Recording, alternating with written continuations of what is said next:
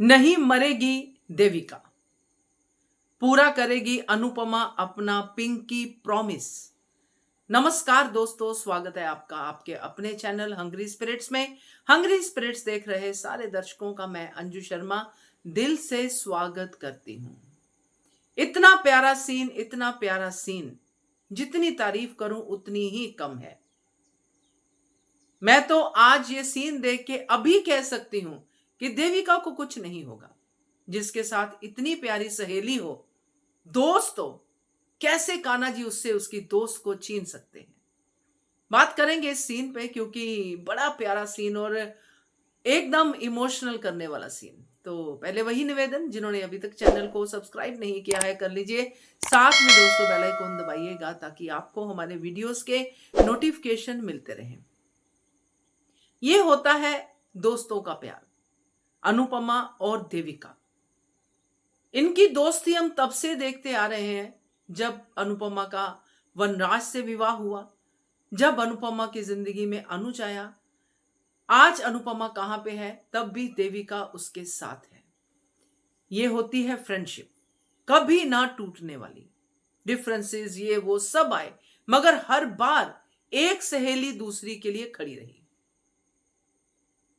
तो जब ये गाना चलता है, यारो दोस्ती, हम सबको अपने अपने दोस्त याद आते हैं कि नहीं आते हैं? बिल्कुल आते हैं।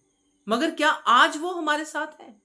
काफी लोगों के साथ भी होंगे, कुछ लोगों के साथ में नहीं भी होंगे, कुछ लोगों के बिल्कुल भी साथ में नहीं होंगे, क्योंकि काफी सारे लोगों के दोस्त ऐसे भी हो सकते हैं जो साथ छोड़ के चले गए। मगर अनुपमा अपनी इस देविका का साथ छोड़ के जाने वाला सीन उसकी लाइफ में से कट कर देगी, नहीं जाने देगी। ये सवाल काफी दिनों से चल रहा था, जब तक देविका की बीमारी खुल के सामने नहीं आई थी कि देविका मरेगी, देविका नहीं मरेगी, देविका मरेगी, देविका नहीं मरेगी। तो मैं तो तब से कह रही थी कि देविका नहीं मरेगी, मगर आज के सीन ने इस पे मोहर लगा दी कि देविका नहीं मरेगी। आज जो जो फ्लैशबैक्स अनुपमा को आए, हमने पहले भी इसकी बात की थी और ये बात करना बनता है। हर बार देविका ढाल बन के अनुपमा के साथ रही, अनुपमा को संभाला, उस रिश्ते में से निकाला जिस रिश्ते में अनुपमा घुट रही थी। हमेशा अनुपमा का हौसला बनी। तो आज अनुपमा का पिंकी प्रॉमिस करना तो बनता था। और ये सिर्फ ऐसा वाला प्रॉमिस नहीं है जैसे ये राही वाही जैसे लोग कर देते हैं। ये पिंकी प्रॉमिस पूरा होने वाला प्रॉमिस है। सत्यवान और सावित्री की कहानी हमने बहुत बार सुनी है कि सावित्री अपने पति के लिए यमराज के सामने खड़ी हो गई थी, मगर अब यह कहानी नहीं होगी जिसमें एक दोस्त यमराज के सामने खड़ी होगी अपनी दोस्त की जान बचाने के लिए। तो देविका की बीमारी जैसे ही अनुपमा के सामने आई, पहले तो अनुपमा ने सॉरी ही कहा, जैसा मैंने कहा था कि उसको सॉरी फील करेगी कि मुझे पता क्यों नहीं चला।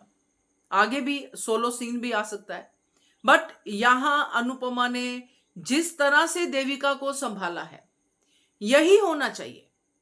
नॉर्मली क्या होता है, मैं खुद इसका एक्सपीरियंस भी कर चुकी हूं कि जब आपको ये बीमारी डायग्नोज होती है, आपके अलावा आपके सारे घर वालों के शक्लों पे जो है वो आपकी मौत लिखी जाती है। वो वहां पे पहुंच जाते हैं जहां आप पहुंचना नहीं चाहते हैं।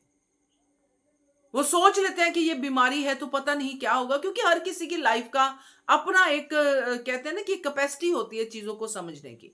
मगर ये सीरियल के जरिए, इस सीन के जरिए ये चीज समझाना जरूरी है कि बीमार तो बीमार है ही, मगर आपको उसके साथ उससे ज्यादा बीमार नहीं होना है। आपको उसको क्योर करना है, आपको उसको सपोर्ट करना है। ये जो आज देविका ने बात कही ना, ये सब लोगों के ऊपर लागू होती कि ये माइंड से ये सारी चीजें ऑपरेट होती हैं। खुश नहीं थी देविका जब इसका डाइवोर्स हुआ, शादी टूटी, मगर उसने किसी से बताया नहीं। दुख को अंदर ही अंदर लेती रही, अंदर ही अंदर कुड़ती रही, जलती रही, दुखी होती रही, मगर बाहर दिखाती रही कि उससे सॉलिड कोई नहीं है, उससे ज्यादा स्ट्रांग कोई नहीं है। ऐसे स्ट्रांग लोग भी इंसान ही होते हैं। उनके अंदर जब ये दुख जाता है, वो दिखाते नहीं है, तो वो दुख बड़ी बीमारी के तौर पे बाहर आता है। ये इस सीन का मेन मतलब था।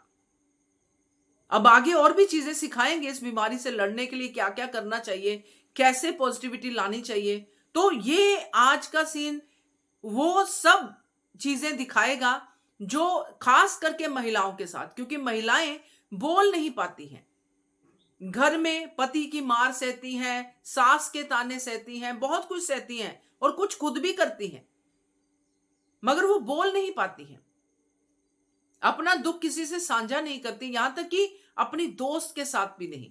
देविका की दोस्त थी अनुपमा, मगर उसने अनुपमा को भी नहीं बताया, क्योंकि अनुपमा की जिंदगी में कभी प्रॉब्लम खत्म ही नहीं हुई।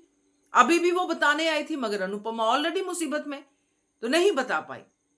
तो अब अनुपमा अपनी सारी मुसीबतों को साइड में रखेगी और अपनी दोस्त की इस समस्या में, इस बीमारी में उसके साथ उसकी ढाल बन के खड़ी होगी।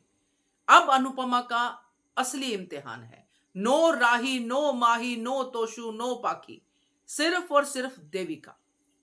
ये अनुपमा का सोलो मोटिव होगा, इसीलिए वो पिंकी प्रॉमिस की मैंने बात की है कि अनुपमा पूरा करेगी। ये नहीं कि उनको बिल्कुल छोड़ देगी, मगर प्रायोरिटी अनुपमा देविका को देगी।